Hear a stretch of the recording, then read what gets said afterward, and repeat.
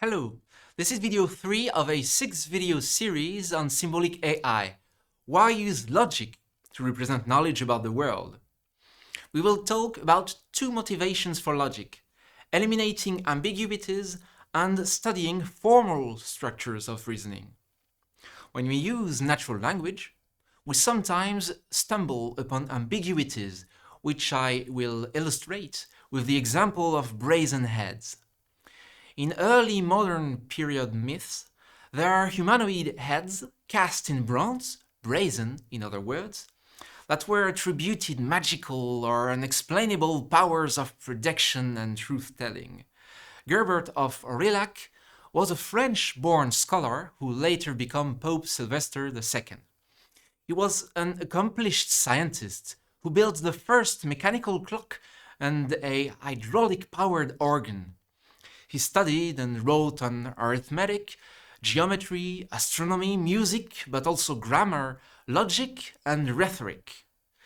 Amongst the legends surrounding the characters, it is said that he built one of those brazen heads, a physical device that, based on astrology, that could tell him the truth. After stealing a spell book from a Saracen philosopher in Spain and making a pact with the devil to become pope, the device will ultimately cause his own demise.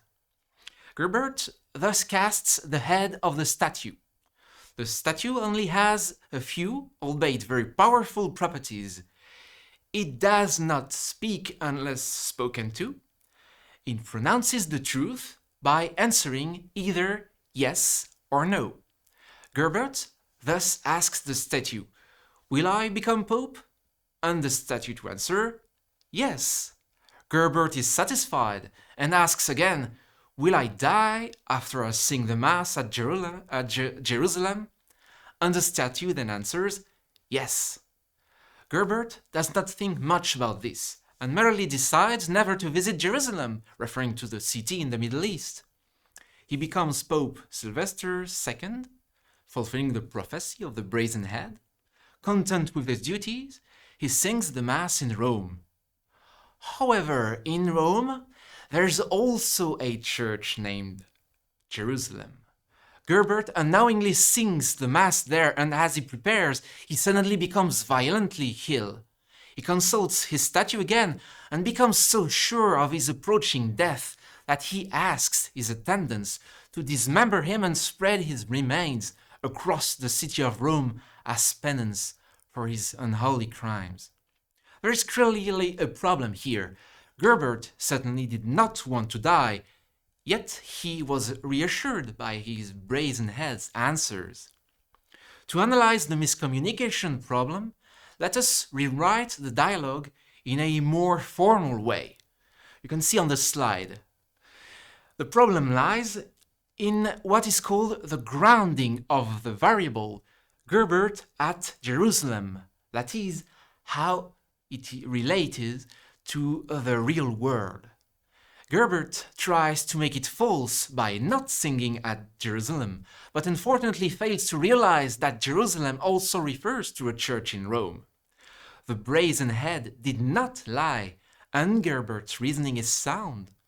But the brazen head was referring to the church, or perhaps to any place called Jerusalem. How would you have solved this problem if you had been in Gerbert's place? Now, there is another motivation for using logic in AI, or to study human reasoning. Look at these very similar sentences. Gerbert dies if he sings the Mass at Jerusalem.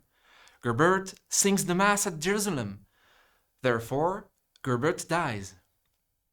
Socrates is a man, all men are mortal. Therefore, Socrates is mortal.